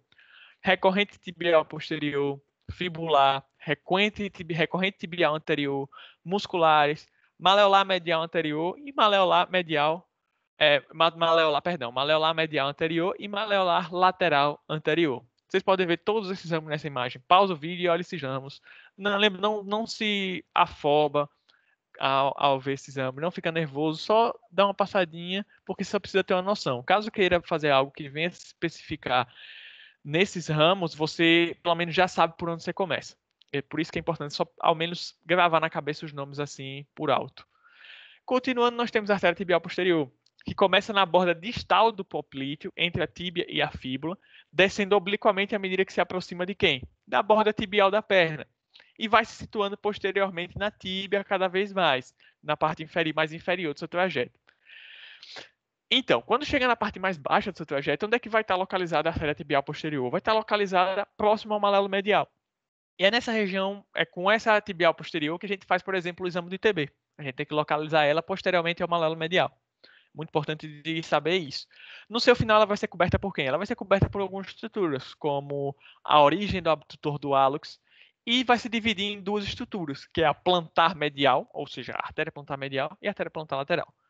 Também emite ramos. Quais são os ramos que ela emite?